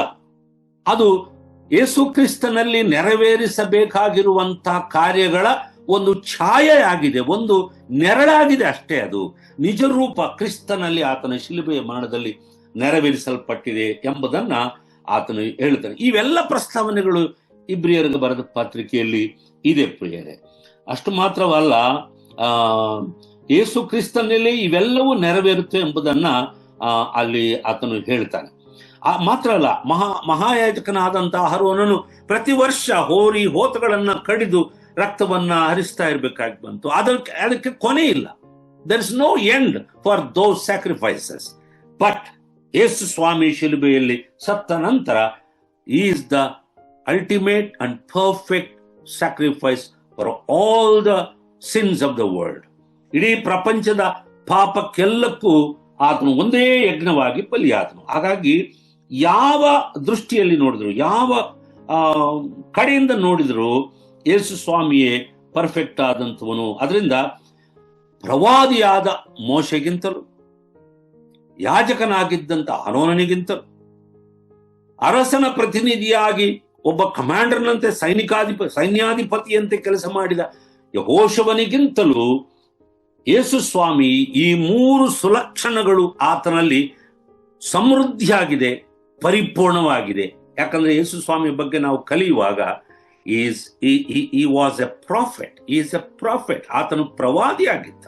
ಸಮರಿಯ ಸ್ತ್ರೀ ಆಗಿರುತ್ತೆ, ನೀನು ಪ್ರವಾದಿಯಂತೆ ಮಾತಾಡ್ತಿದ್ದೆ. ಹೌದು, ಆತನು ಪ್ರವಾದಿಯೇ. ಮಾತ್ರವಲ್ಲ, ಆತನು ಮಹಾಯಾಜಕನು, ಸಾಧಾರಣ ಯಾಜಕನಲ್ಲ, ಮಹಾಯಾಜಕನಾಗಿದ್ದ. ನಮ್ಮ ಪರವಾಗಿ ವಿಜ್ಞಾಪನೆ ಮಾಡುವಂಥವನು. ಶಿಲುಬೆ ಮೇಲೆ ಆತನು ಪ್ರಾಣ ಕೊಡುವಾಗಲೂ ತನ್ನನ್ನು ಹಿಂಸೆ ಪಡಿಸೋರಿಗೋಸ್ಕರ ವಿಜ್ಞಾಪನೆ ಮಾಡುತ್ತಾನೆ. ನೋಡ್ರಿ, ತನಗೋಸ್ಕರ ಅಲ್ಲ, ತನ್ನನ್ನು ಹಿಂಸೆ ಪಡುವುದಕ್ಕೋಸ್ಕರ. ಅದು ಯಾಜಕನ ಕೆಲಸ. ಆತನು ಪರ್ಫೆಕ್ಟ್ ಆಗಿ, ಸಂಪೂರ್ಣವಾಗಿ ಯಾಜಕನಾಗಿದ್ದನು. ಮಾತ್ರವಲ್ಲ, ಆತನು ರಾಜನು, ಅರಸನು ಸಹ ಹೌದು. Is the king of kings and Lord of lords ಅಂತ ಹೇಳಿ. ಯೇಸು ಸ್ವಾಮಿ ಹುಟ್ಟಿದಾಗ ಆ ಮೂರಣ ದೇಶದ ಜೋಯಿಸರು ಬಂದ್ರಲ್ಲ, ಅವರು ಯಹೂದ್ಯರ ಅರಸನಾಗಿ ಹುಟ್ಟಿದವನು. ಹೀಗೆ ಈ 3 ಲಕ್ಷಣಗಳು ಯೇಸು ಸ್ವಾಮಿಯಲ್ಲಿ ಕಂಡು ಬರ್ತಾನೆ. ಅಂದ್ರೆ ಇವೆಲ್ಲವೂ ಹೋಲಿಸಿ ಇಬ್ರಿಯರು ಬರೆದ ಪತ್ರಿಕೆಯನ್ನು ಬರೆದಂತ ಗ್ರಂಥಕರ್ತರು ಇವರಿಗೆ ತಿಳುವಳಿಕೆ ನೀಡಿ, ದಯವಿಟ್ಟು ನೀವು ಗೊಂದಲಕ್ಕೆ ಒಳಗಾಗಬೇಡ್ರಿ, ನಂಬಿಕೆಯನ್ನು ಕಳ್ಕೊಳ್ಬೇಡ್ರಿ, ವಿಶ್ರಾಂತಿಯನ್ನ ನೀವು ಕೈ ಜಾರಿ ಕಳ್ಕೊಳ್ಬೇಡ್ರಿ. ನಿಮ್ಮ ಕೈಲಿರುವಂತ ನೀವು ನಂಬಿರುವಂತ ಈ ನಂಬಿಕೆ, ನೀವು ಹೊಂದಿರುವಂತ ಈ ರಕ್ಷಣೆ, ಕ್ರಿಸ್ತನು ನಿಮಗೆ ಕೊಟ್ಟಂತ ಈ ಕ್ಷಮಾಪಣೆ ಬಹಳ ಅಮೂಲ್ಯವಾದದ್ದು. ಅದು ನಿಮ್ಮನ್ನ ದೇವರು ಕೊಡುವ ನಿತ್ಯ ವಿಶ್ರಾಂತಿಗೆ ಸೇರಿಸುತ್ತದೆ, ಪರಲೋಕಕ್ಕೆ ಸೇರಿಸುತ್ತದೆ. ಆದ್ರಿಂದ ಬೇರೆ ಬೇರೆ ರೀತಿಯಲ್ಲಿ ನಿಮ್ಮ ಪೂರ್ವಿಕರು ಪಿತೃಗಳು ಆಲೋಚನೆ ಮಾಡಿ ಎಡವಿ ಬಿದ್ದಂತೆ, ವಿಶ್ರಾಂತಿಗೆ ದೂರವಾದಂತೆ, ಕಳ್ಕೊಂಡಂತೆ ನೀವು ಆಗಬೇಡ್ರಿ ಎಂಬುದನ್ನ ಎಚ್ಚರಿಸಿ ಬರೆಯುತ್ತಾನೆ ಪ್ರಿಯರೇ. ಹಾಗಾಗಿ ಯಾವ ರೀತಿಯಲ್ಲಿ ನೋಡಿದ್ರು ಸಹ ಅವರು ಯೇಸು ಸ್ವಾಮಿಯೇ ಸಂಪೂರ್ಣವಾದ ನಾಯಕನು. ಇಲ್ಲಿ ನಾವು ಪ್ರಾಯೋಗಿಕವಾಗಿ ಕಲಿಯುವಂತ ಒಂದು ಸತ್ಯವೇನಂತಾನೆ ಮುಕ್ತಾಯದಲ್ಲಿ ಆ ಮಾತು ಹೇಳಿ ನಾನು ಮುಗಿಸ್ತೇನೆ. ಇವತ್ತಿನ ದಿನದಲ್ಲಿ ಸಹ ನಾವು ನೋಡಿದ್ರೆ ಯೇಸು ಕ್ರಿಸ್ತನು ಕ್ರಮವಾಗಿ ಸ್ವಲ್ಪ ಸ್ವಲ್ಪವಾಗಿ ಕ್ರೈಸ್ತ ಸಮಾಜದ ಕಣ್ಣಿನ ಮುಂದೆ, ಕ್ರೈಸ್ತ ಸಭೆಗಳಿಂದ, ಕ್ರೈಸ್ತ ವೇದಿಕೆಗಳಿಂದ ಏನ್ರಿ ಸಮಾಜದಿಂದ ಸ್ವಲ್ಪ ಸ್ವಲ್ಪವಾಗಿ ಆಗುವಂತ ಒಂದು ಪರಿಸ್ಥಿತಿ ಕಂಡು ಬರ್ತಾ ಇದೆ. ನಿಮ್ಗೆ ಅದು ಕಾಣಿಸ್ತಾ ಇದೀವಿ ಇಲ್ವೋ ಗೊತ್ತಿಲ್ಲ. ಇತ್ತೀಚೆಗೆ recently I went to a meeting to attend. There was a famous preacher was preaching the whole day. ಇಡೀ ದಿನ ಪ್ರಸಂಗ ಮಾಡ್ತಿದ್ರು, ನಾವು ಕೂತಿದ್ವಿ, ಸುಮಾರು ಜನ ಪಾಸ್ಟರ್ಗಳಿದ್ರು, ಅನುಭವ ಇರುವಂತಹ ಸೇವಕರು ಅಂತ ಹೇಳ್ಕೊಂಡ್ರು. ನಾನು ಸಹ ಕೇಳೋಣ ಅಂತ ಆಹ್ವಾನವನ್ನು ಹೊಂದಿ ಹೋಗಿದ್ದೆ. ಆದ್ರೆ ಇಡೀ ದಿನ ನಾನು ಅಲ್ಲಿ ಕೂತು ಅವರ ವಾಕ್ಯ ಕೇಳಿದಾಗ ಅವರ ಇಡೀ ಪ್ರಸಂಗವನ್ನು ಕೇಳಿ ಇದ್ದೆ. ಪುನಃ ಅಲ್ಲಿ ಬಂದಂತ ಪಾಸ್ಟರ್ಗಳು ಜನರು ಹಿಂದೆ ತಿರುಗಿ ಹೋಗುವಾಗ ಮನೆಗೆ ಅವರ ಮನಸ್ಸಿನಲ್ಲಿ ಇದ್ದಂಥದ್ದು ಏನಂದ್ರೆ ಆ ಪ್ರಸಂಗ ಮಾಡಿದ ವ್ಯಕ್ತಿಯೇ ಇದ್ದಾನೆ ಮನಸ್ಸಿನಲ್ಲಿ. ಯಾಕಂದ್ರೆ ಇಡೀ ಪ್ರಸಂಗಗಳು ಆತನ ಸುತ್ತಲೇ ಸುತ್ತಾ ಇತ್ತು. ಏನ್ರಿ ನಾನು ಏನ್ ಹೇಳೋದು, ಕಾತರದಿಂದ ಕಾದು ಕೂತಿದ್ದೆ. ಯೇಸು ಸ್ವಾಮಿಯ ಕಡೆಗೆ ನಮ್ಮ ಮನಸ್ಸನ್ನು, ನಮ್ಮ ಆಲೋಚನೆಯನ್ನು, ನಮ್ಮ ನಂಬಿಕೆಯನ್ನು ತಿರುಗಿಸುವಂತ ಒಂದು ಮಾತಾದ್ರೂ, ಒಂದು ಸ್ಟೇಟ್ಮೆಂಟ್ ಆದ್ರೂ ಆತನು ಮಾಡ್ತಾನೇನೋ ಅಂತ ಹೇಳಿ. ಆದ್ರೆ ಕೊನೆವರೆಗೂ ಆತನು ಮಾಡಲಿಲ್ಲ. ತನಗಿಷ್ಟ ಬಂದ ಹಾಗೆ ದೇವರ ವಾಕ್ಯವನ್ನು ತನಗೆ ಅನುಕೂಲವಾಗಿ ಹೇಳಿಕೊಂಡು ತಾನು ಜನರ ಮನಸ್ಸಿನಲ್ಲಿ ಗಾಢವಾದ ಮುದ್ರೆಯನ್ನ ಹಾಕಬೇಕು, ಛಾಪು ಹಾಕಬೇಕು ಎಂಬ ಹಂಬಲ ಆತನ ಎಲ್ಲಾ ಪ್ರಸಂಗಗಳಲ್ಲಿ ಕಂಡು ಬರ್ತಾ ಇತ್ತು. ಎಷ್ಟು ವಿಚಾರಕರ, ದುಃಖಕರವಾದ ವಿಷಯ. ಅದರಿಂದ ಪ್ರಿಯರೇ, ಇವತ್ತು ಆಗಿನ ದಿನಗಳಲ್ಲಿ ಈ ಇಬ್ರಿಯ ಕ್ರೈಸ್ತರ ಮನಸ್ಸಿನಲ್ಲಿ ಅವರಿನ್ನೂ ಹೋಗಲಿಲ್ಲ. ಅವರ ಆಲೋಚನೆಗಳಿಂದ ದೇವದೂತರುಗಳು ಹೋಗ್ಲಿಲ್ಲ, ಮೋಶೆ ಹೋಗ್ಲಿಲ್ಲ, ಆರೋನು ಹೋಗ್ಲಿಲ್ಲ, ಯೆಹೋಶುವನು ಹೋಗ್ಲಿಲ್ಲ. They were super stars in their minds, in their imaginations. ಅದು ರಿಯಲ್ ಪೀಪಲ್ ಅವರು, ನಿಜ. ಆದ್ರೆ ಅವರಿಗಿಂತಲೂ ಉತ್ತಮನಾದ ಯೇಸುವನ್ನು ಇಟ್ಟುಕೊಂಡು ನಂಬಿ ಸಹ ಅವರು ಆತನನ್ನ ಹಿಂಬಾಲಿಸುವುದರಲ್ಲಿ, ನಂಬಿಕೆಯನ್ನು ಕಾಪಾಡಿಕೊಡುವುದರಲ್ಲಿ, ವಿಶ್ರಾಂತಿಯನ್ನು ಹೊಂದುವುದಕ್ಕೆ ಪ್ರಯಾಸ ಪಡುವುದರಲ್ಲಿ ವಿಫಲರಾದ. ಅದಕ್ಕಾಗಿಯೇ ವಾರ್ನಿಂಗ್ ಅಂತ ಹೇಳ್ತೇವೆ. ಈ ಪತ್ರಿಕೆಯನ್ನು ಓದುವಾಗ ಅನೇಕ ಎಚ್ಚರಿಕೆಗಳು ಕಂಡು ಬರ್ತವೆ. ಆದ ಕಾರಣ ಇವತ್ತಿನ ದಿನಗಳಲ್ಲಿ ಸಹ ಬಹಳಷ್ಟು ಮೆಜಾರಿಟಿ ಸಭೆಗಳಲ್ಲಿ, ಮೆಜಾರಿಟಿ ಕ್ರೈಸ್ತ ನಾಯಕರುಗಳಲ್ಲಿ ತಮ್ಮನ್ನು ತಾವು ಪ್ರಮೋಟ್ ಮಾಡಿಕೊಳ್ಳುವ ಪ್ರಯತ್ನವೇ ಕಂಡು ಬರ್ತಾ ಇದೆ. ಅದಕ್ಕೆ ಜನರು ಸಹ, ಕ್ರೈಸ್ತರು ಸಹ ಹೊಂದ್ಕೊಂಡ್ಬಿಟ್ಟಿದ್ದಾರೆ. ಈಗ ಅವರ ಮನಸ್ಸಿನಿಂದ ಆ ನಾಯಕರನ್ನ ತೆಗೆದ್ರೆ ಅವರು ತುಂಬಾ ಸಿಟ್ಟಾಗ್ತಾರೆ. ನಮ್ಮ ಮೇಲೆ ಹೌಹಾರಿ ಬರ್ತಾರೆ. ನಮ್ಮ ಮೇಲೆ ಎಷ್ಟು ನಿನಗೆ ಧೈರ್ಯ, ನಮ್ಮ ನಾಯಕನನ್ನೇ, ನಮ್ಮ ಲೀಡರನ್ನೇ ಹೇಳ್ತೀಯ, ಯೇಸು ಸ್ವಾಮಿನ ಏನಾದ್ರು ಅಂದ್ರೆ ಏನ್ ಪರವಾಗಿಲ್ಲ, ಅವ್ರಿಗೇನು ನಥಿಂಗ್ ಹ್ಯಾಪನ್ಸ್, ಫರಕನೇ ಪಡ್ತಾ ಅಂತಾರಲ್ಲ. ಆದ್ರೆ ತಾವು ನಂಬಿರುವಂತ ಮಾನವ ನಾಯಕರನ್ನ, ಮನುಷ್ಯರಾಗಿರುವ ನಾಯಕರನ್ನ ತಮ್ಮ ಅಭಿಮಾನಿಗಳು, ಅವರ ಅಭಿಮಾನಿಗಳು ಸಿನಿಮಾ ಆಕ್ಟರ್ಗಳ ತರ ಏನಾದ್ರೂ ಅಂದ್ಬಿಟ್ರೆ ಅಯ್ಯೋ ನಮ್ಮ ಮೇಲೆ ಬುಸ್ ಅಂತ ನಾಗರಹಾವು ತರ ಬುಸುಗುಡುತ್ತಾರೆ. ಅದನ್ನು ನೀವು ನೋಡಿದ್ದೀರ. ಅದರಿಂದ ಪ್ರಿಯರೇ, ಇಬ್ರಿಯರು ಬರೆದ ಪತ್ರಿಕೆ ನಮ್ಮ ಕಣ್ಣು ತೆರೆಸುವಂತ ಒಂದು ಪತ್ರಿಕೆ. ದೇವರ ಆತ್ಮನ ಸಹಾಯದಿಂದ ನಾವು ಕಲಿತರೆ ಅದರಲ್ಲಿರುವಂಥ ಆತ್ಮಿಕ ಸತ್ಯಗಳು ಈಗಿನ ದಿನಗಳಲ್ಲಿ 21ನೇ ಶತಮಾನದಲ್ಲಿರುವಂತಹ ಸಭೆಗೆ, ದೇವರ ಮಕ್ಕಳಾದ ನಮಗೆ ಕ್ರಿಸ್ತನನ್ನು ಮೆಚ್ಚಿಸಬೇಕೆಂದು, ಕ್ರಿಸ್ತನೇ ನಮ್ಮ ನಾಯಕನಾಗಿ ಕೊನೆಯವರೆಗಿರಬೇಕೆಂದು, ಆತನೇ ನಮಗೆ ಆದರ್ಶಪ್ರಾಯನಾದ ನಾಯಕನೆಂದು, ಆತನನ್ನೇ ನೋಡಿದವರ ಮುಖವು ಪ್ರಕಾಶಗೊಂಡಿತ್ತು. ಅವರ ಮುಖವು ಲಜ್ಜೆಯಿಂದ ಕೆಡುವುದಿಲ್ಲ. ನಂಬಿಕೆಯನ್ನು ಹುಟ್ಟಿಸುವನು, ಅದನ್ನು ಪೂರೈಸುವನು ಆಗಿರುವ ಯೇಸುವನ್ನ ಮೇಲೆ ಲಕ್ಷ್ಯ ಬಿಟ್ಟು ನಮ್ಮ ಓಟವನ್ನು ಓಡಬೇಕೆಂಬ ಆ ವಾಕ್ಯದ ಸತ್ಯವನ್ನ ಪದೇ ಪದೇ ಒತ್ತಿ ಹೇಳುವಂತ ಸೇವಕರಾಗಿ ನಾವಿರೋಣ. ಅದನ್ನು ನಂಬುವಂತ ನಾಯಕರಾಗಿ ನಾವಿರೋಣ. ಹಿಂದಕ್ಕೆ ಹೋಗುವುದು, ಲೋಕದ ಕಡೆಗೆ ಹೋಗುವುದು ಅಲ್ಲ. ಈ ವಿಶ್ರಾಂತಿ, ಕ್ರಿಸ್ತನು ನಮಗೆ ಕೊಟ್ಟಂತ ರಕ್ಷಣೆಯನ್ನ ಕಾಪಾಡಿಕೊಳ್ಳುವುದರಲ್ಲಿ ಹಿಂದೆ ಬೀಳದೆ, ಅಜಾಗರೂಕರಾಗಿರದೆ ಅದನ್ನು ಕಾಪಾಡಿಕೊಳ್ಳುವುದಕ್ಕೆ ಪ್ರಯಾಸ ಪಡೋಣ. ಕ್ರಿಯಾಶೀಲಕವಾಗಿರೋಣ, ನಿಷ್ಕ್ರಿಯರಾಗಿರುವುದು ಬೇಡ. Let us not be passive, rather let us be active in our faith. Okay, ಆ ರೀತಿಯ ಸಹಾಯ ಕರ್ತನು ನಮ್ಮೆಲ್ಲರಿಗೂ ಮಾಡಲಿ ಎಂಬ ಪ್ರಾರ್ಥನೆ ನನ್ನ ಪ್ರಾರ್ಥನೆ ಆಗಿದೆ. ಒಂದು ಚಿಕ್ಕ ಪ್ರಾರ್ಥನೆ ಮಾಡಿ ನನ್ನ ಈ ದಿನದ ಅಧ್ಯಯನವನ್ನು ಮುಗಿಸ್ತೇನೆ. ಪರಲೋಕದಲ್ಲಿರುವಂತ ನಮ್ಮ ತಂದೆಯಾದ ದೇವರೇ, ನಿನ್ನ ಕುಮಾರನು ನಮ್ಮ ರಕ್ಷಕನಾದ ಯೇಸು ಕ್ರಿಸ್ತನ ನಾಮದಲ್ಲಿ ನಾವು ನಿನ್ನನ್ನು ಸ್ತುತಿಸುತ್ತೇವೆ, ನಿನ್ನ ಬಳಿಗೆ ಬಂದು ನಿನ್ನನ್ನು ಕೊಂಡಾಡುತ್ತೇವೆ. ಸ್ವಾಮಿ, ಈ ದಿನವೂ ಸಹ ಇಬ್ರಿಯರಿಗೆ ಬರೆದ ಪತ್ರಿಕೆ 4ನೇ ಅಧ್ಯಾಯದ ಒಂದು ಭಾಗದಿಂದ ಇಡೀ ಮೊದಲ 4 ಅಧ್ಯಾಯಗಳಲ್ಲಿ ಸಾರಾಂಶವನ್ನು ಸ್ವಲ್ಪ ಮಟ್ಟಿಗೆ ನಾವು ಕಲಿಯುವಂತೆ, ಅರ್ಥ ಮಾಡಿಕೊಳ್ಳುವಂತೆ, ಅದರಿಂದ ಪ್ರಾಯೋಗಿಕವಾಗಿ ನಮಗೆ ಈ ದಿನಗಳಲ್ಲಿ ಬೇಕಾದಂಥ ಎಚ್ಚರವನ್ನ ಪಡೆಯುವಂತೆ ಸಹಾಯ ಮಾಡಿದ್ದಕ್ಕಾಗಿ ಸ್ತೋತ್ರ. ಬಂದಿರುವಂತೆ ಎಲ್ಲಾ ನಿನ್ನ ಜನರನ್ನು ಆಶೀರ್ವದಿಸು. ಕೇಳಿದ ವಾಕ್ಯಗಳು ಮುಂದುವರೆದು ಅವರು ಧ್ಯಾನ ಮಾಡಿ ಇನ್ನಷ್ಟು ಹೆಚ್ಚಿನ ಆಳವಾದ ಸತ್ಯಗಳನ್ನ ಆತ್ಮದ ಸಹಾಯದಿಂದ ಹೊಂದಿಕೊಳ್ಳುವುದಕ್ಕೆ ಸಹಾಯ ಮಾಡು. ಬಿಲ್ಡರ್ಸ್ ತಂಡದವರನ್ನು ನಡೆಸ್ತಿರುವಂತೆ ಎಲ್ಲ ನಾಯಕರನ್ನು ಆಶೀರ್ವದಿಸು ಸ್ವಾಮಿ. ಮುಂದಿನ ದಿನಗಳಲ್ಲಿ ನಿನ್ನ ರಾಜ್ಯವನ್ನು ಕಟ್ಟುವುದಕ್ಕಾಗಿ ಈ ಚಾನಲ್ ಅನ್ನು ನೀನು ಉಪಯೋಗಿಸಿಕೊಳ್ಳಬೇಕೆಂದು ಯೇಸುವಿನ ನಾಮದಲ್ಲಿ ಪ್ರಾರ್ಥಿಸುತ್ತೇವೆ ತಂದೆಯೇ, ಆಮೆನ್.